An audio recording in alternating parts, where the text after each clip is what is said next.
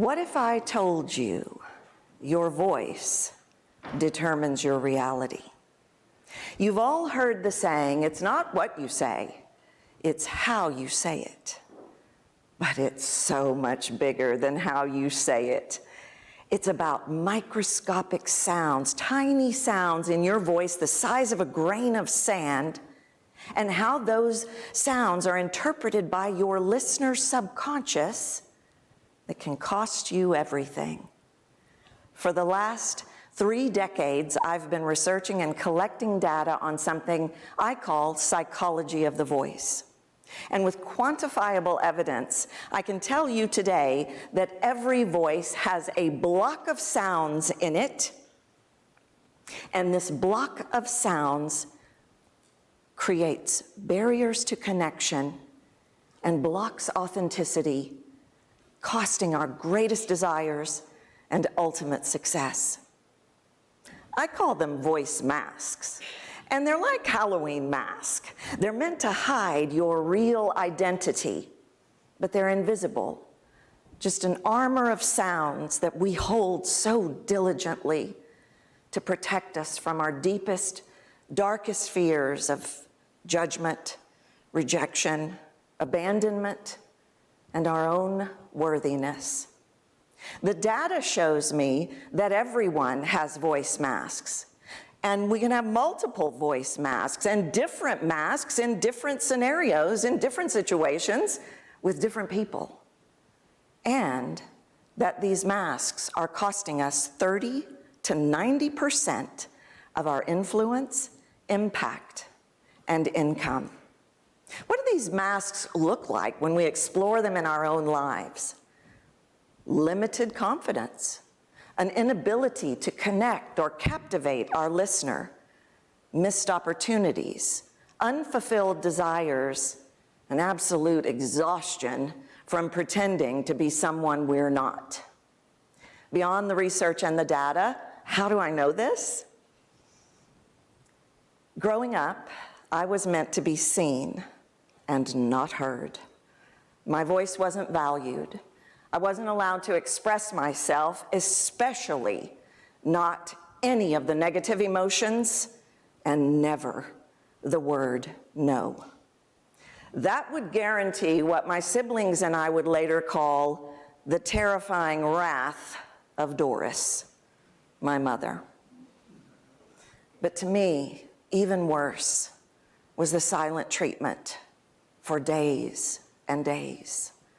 But it was in that silence that I discovered I could hear layers of sound, the fullest range of emotion and biggest expression in every single voice I heard, most notably the emotions I was not allowed to express. I mastered sounds and their outcomes in that silence for survival. And when I fully embraced this gift, I dedicated my life to researching and removing voice masks in people all over the world to set them free to accomplish their greatest success. Voice masks are created by the subconscious, from information that comes in from our lived experiences, especially what is spoken to us, like, "Why are you so much?" Now, you might be wondering, what's my mask? I want to know what my mask is. And today I'm going to share with you 6 of the most common and costly voice masks. Let's see which ones resonate with you. Voice mask number 1, don't bother them. Bill was the CEO of a large-sized company, but he was struggling to command respect. In fact, a lot of the people in his organization didn't even listen to him. The day he walked into my office, this giant linebacker-sized guy, I stuck out my hand and I said, "Bill, it's so great to meet you." And he said, "It's really nice to meet you, too." And I said, "Bill, do you have siblings?" And with a smile, he leaned in and said, "I have 6 older sisters." And there it was. Bill loved his sisters, and his sisters loved him, but they were constantly saying things like, Bill, you're so loud. Bill, you're obnoxious. Get out of our room. That was all it took for Bill's subconscious to lay in the mask of do not bother them, because in his mind, if he was loud, if he was fully expressed, he would be rejected by the people he loved the most.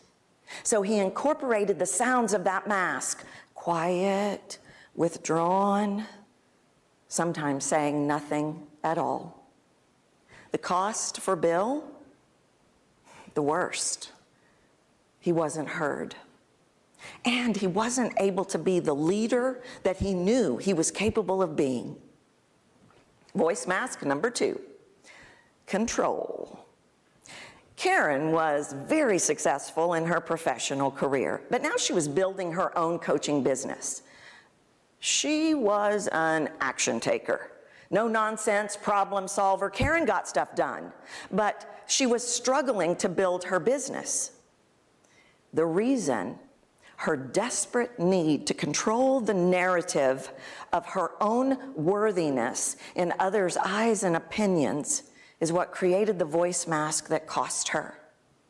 Her ideal clients were hearing the sounds of that mask, gripped, irritated, a heaviness that they decided meant they weren't good enough to work with her. Karen was also caring and compassionate, but those sounds couldn't get through the armor of the mask. The cost for Karen, great frustration and questioning, was she even worthy enough to build a business? But there was also a cost for those women that walked away. Those women that walked away to find somebody that they were good enough to work with. Karen was the one that could have helped them. And these masks cost us in our professional life, but they can also cost us in our personal lives as well. Mask number 3, the pretender. Not knowing all the answers, afraid of not knowing all the answers, afraid of being asked a question and you just don't know, and above all else, looking stupid and never reveal what you truly feel. The sounds of the pretender mask are somewhat upbeat, but kind of like checking in to see if you're buying into what I'm trying to sell you. It's a guarded sound, and Andy picked it up with his oldest daughter, his adult daughter, because things had been pretty rocky for quite some time, because she thought that he thought she couldn't make good decisions. After multiple explosions, lots of silent treatment, lots of walls coming up, Andy picked up this mask, and when he would talk to her, it was almost like he was on eggshells. And how she decided that sound meant, what she decided that sound meant, indifference, insensitive, and yes, indeed, confirming that he did not believe she could make good decisions. The cost of that mask for Andy, the mask that he picked up to get a very result, a very specific result, and that mask cost him that result, that cost was his relationship with his adult daughter. At least until we could get him on the other side of the mask, where she could finally hear his heart and know that he was her greatest champion. You see, it doesn't matter what you think you sound like. What matters are the sounds in your voice and how they're interpreting them, your listener, in their subconscious, and the decisions that they're making that is costing you. Mask number 4, needing to prove. David was brilliant. He was struggling, though. He had been struggling for almost a year to really build this business that based on his skill, should have exploded by now. When I met David, he said, I think I'm repelling potential customers. And I asked him, I said, what are you trying to prove? And he asked me, "Why did you ask me that?" And I said, "I can hear it all over your voice." And he mumbled, "I can't believe you can hear that." And he looked at the ground and held a long pause until he looked up and said to me, "I spent my whole life trying to prove my worth to my father." And there it was. He was trying to prove his worth in business and had picked up the needing to prove mask, which is a thick armor of sounds. It's forced, it's pushy, it's arrogant, it's defensive. His prospects were hearing those sounds, and they were seeking collaboration. They were deciding that, no, indeed, our opinion isn't going to matter. They were attracted to working with him. They saw his brilliance, and they were shattered to walk away believing that this couldn't be a collaboration. There was no way they could make this kind of investment. The cost for David continued never feeling good enough or worthy. Mask number 5, the most common of all, the people pleaser mask. Jessica was the top in her business. She was an expert in design, but she was losing $1 million deals. She wore the people pleaser mask and every single sound it can encompass. Like filler, She would get stuck in a high pitch and turn things to questions that really weren't questions. She was checking in to see how she was doing with the prospect. She was trying to convince them, justifying and saying all the words and then saying them again and then saying them a different way. This mask was protecting her because she didn't want to rock the boat. She wanted to be what they wanted her to be. Typical people pleasing. The problem was she didn't know what they wanted her to be. What they were hearing was, 1, she's not an expert. 2, she doesn't have enough passion for our $1 million deals. You guessed it, she was wildly passionate. But that passion couldn't get through that sound of armor. The cost for Jessica, millions. Voice mask number 6, professional. Now, the professional mask has really created a lot of problems for a lot of people in professional settings. It's the sounds of success, but it's really the illusion of success. Because in the underbelly of this mask is, I am terrified they are going to find out I don't know. I am terrified they're going to find out who I really am, and I am going to lose everything, so I'm just going to put on the professional mask. It's beautiful. It's slick. It's keeping everyone out. And while it has cost many people in the professional space, for Brenda, it cost her everything, everywhere. She put that mask on in her high-octane professional career and never took it off. She was never comfortable letting people get close, letting people in. So she wore that mask all the time, and she lived a life devoid of connection and intimacy. The cost for Brenda, she never fulfilled her greatest dream and desire to be a wife. This haunted her as she aged alone. So how do we crack the mask?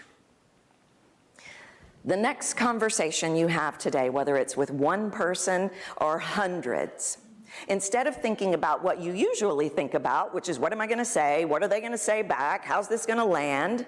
I want you to think about what you want them to feel in this exchange.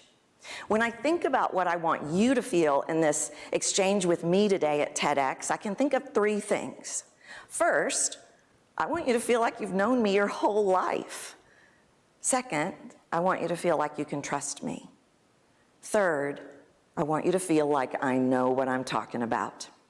So how do you do it? You simply think about the feeling that you want the listener to have. And that feeling will start to seep through the cracks of the mask, allowing your authentic voice to start to come through. The work is in removing the mask, letting people in, to connect with us, to hear our voice, all the shades that make up the nuances of who we really are. When we get in front of the mask, then we can realize our fullest potential and greatest desires, our ultimate success, because then our sounds will be in alignment with who we really are, and our listener will be able to hear themselves in our sounds. I call this the seventh layer. It's the seventh mask that is no mask, because it is your real voice. It is all the sounds of who you are, the sounds that we've been afraid to express all of our lives, but that is where true freedom is. True freedom lies not in using our voice to protect ourselves, but using our voice to let people in and share with them the sound of our soul. Thank you.